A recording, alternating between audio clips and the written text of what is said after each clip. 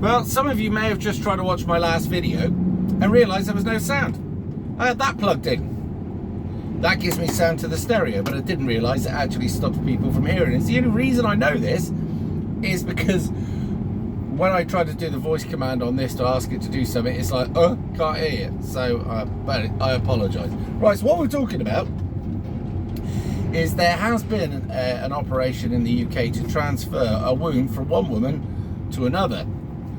Uterus, I don't know. I'm not fully up to speed on this bit, right? What I do know is that one sister, the younger sister, was born without it. So the elder sister, having had 2 kids, was more than willing to donate her womb so that the younger sister could go on and have kids. Now, I don't understand much about this part, but I understand that, is it IVF or something, that the younger sister already had eggs? Fine, cool. So this has happened before, by the way. It happened over in Europe somewhere in 2014, and the woman who had the uterus transplant very quickly went on to have kids. A child, a boy. I don't know about anymore, but whatever. So there's a charity that's trumped up the money, and the charity has womb in the title, funnily enough. And I believe it cost £25,000, and the actual operation was 8 hours. Now, from that point of view, any mother that's willing to go through all of that to have a child, right? Any woman who was born a woman, etc., who feels that in some way that she's been robbed because nature hasn't supplied her with the kit, okay, and whose sister says you can have mine, great. And I'd imagine after 8 hours of that, going through that kind of stuff, I would imagine that you shouldn't be a very bad parent if you've wanted kids that much. Of course, there is the exception, but generally speaking. However, this charity has gone on to say that it's got 4 more cases that it wants to put forward for womb transplant, and you guessed it, it's now looking into giving womb transplants to men. Some would say trans, but somebody who was born a man, basically. Now, I always knew that this was going to be the case the moment I started to hear this story, right? Now, what they'll do is they'll soften the blow, and they'll say women born without a uterus or womb, or whatever it is, need to have the transplant so they can have kids. And people, that will soften the blow. People go, oh, I get that, because I get that. Not that I'm everybody. Some people will say I don't get it because it's not God's will, and if you're a bit of a Puritan like that, you won't like it. However, the problem I have is when you want to put it into what was a man. Okay, now obviously everybody's going to come out and say transphobe. I don't care. But here are some worries. My first worry is this: is that the sexual abuse towards kids in certain niches is higher. The other thing to notice is also suicide rate in trans people. Okay, it's fairly high before the operation, but it's even higher for some odd reason after the operation. I can only assume that they thought that having the operation would fix all of their problems. They had the operation, they had the change, and then realised it didn't change what they'd hope it would change. Don't forget that in most cases, and this is coming from a trans person who says that most people who go through the rigmarole of wanting to become a different sex, there are things that they go through, medication and stuff like that, and when they get onto that, sometimes that changes their direction.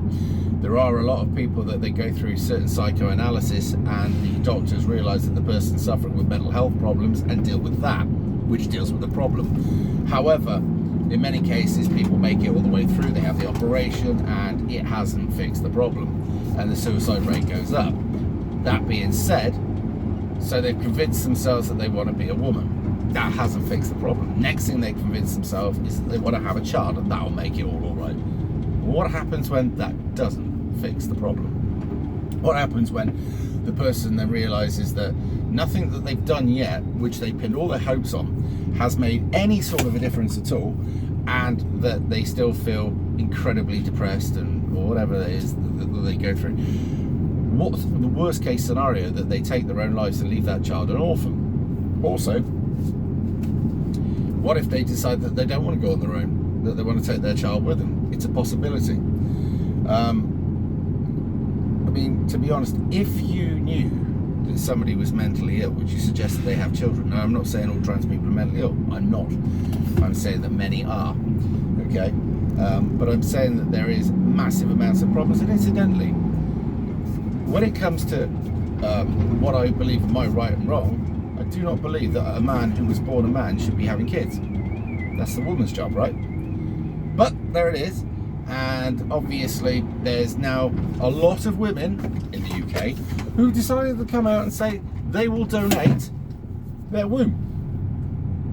Now, you would hope that these people who have come forward and said that are genuine women who know what the beauty is of being able to have the gift of having a child and want to share that gift with another person who unfortunately was born a woman without a womb. You would hope that be the case, and if that is, how very kind.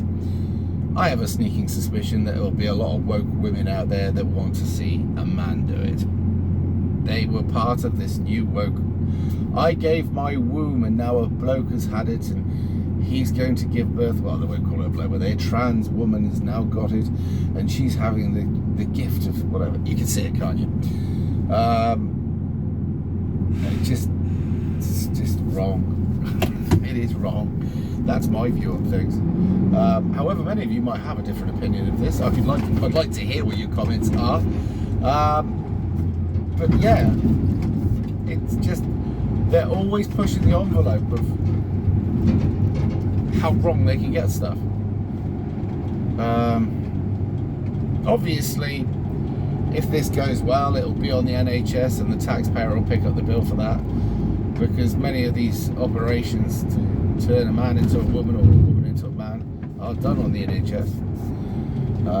So yeah, that could be something else that our tax will go on, rather than actually maybe, I don't know, funding an ex-veteran or something who's now homeless or something obvious like that. Maybe giving an old age pensioner just a bit more money so they can live on something more exciting this winter than spam and beans, and living in one room with one heater bar on, panicking that some bloke's going to come around knocking the door saying you've got a £1,000 bill or whatever. You get what I mean. But there it is. I want to know what you think in the comments, so let me know. I shall carry on about my day. Somebody said yesterday in the comments, because I'd done a video about yesterday. Oh yeah, how Sadiq Khan's basically his team hated the fact that somebody posted a picture of a white family also looking happy, because that's unforgivable, and put that on a guide to London. They went mental because obviously they hate white people. But when I said at the end of that video that I'm going to go and pay my taxes, somebody actually came out and said, well, the very fact that you're paying your taxes, you're helping funding the demise of your country. And you are. You can't argue with that. But if you don't pay your taxes, they generally take you away. So what do you do? That's a good question. Now, I'm looking into this nurse murderer at the moment, and I'm trying to get a load more information on it. Because I used to, when I was a kid, watch the Most Evil documentaries and many other murderer documentaries. Not because I was fascinated with the murder itself. What I was more interested in is the human brain, its thinking, of what made a person do that. So I'm going to look in a bit more into this, and then I may well do a video which is a bit different for me on that particular topic, having my input into it. So we'll see. Anyway, I'll upload this video now and you'll have some speech, hopefully. I'll see you in a bit.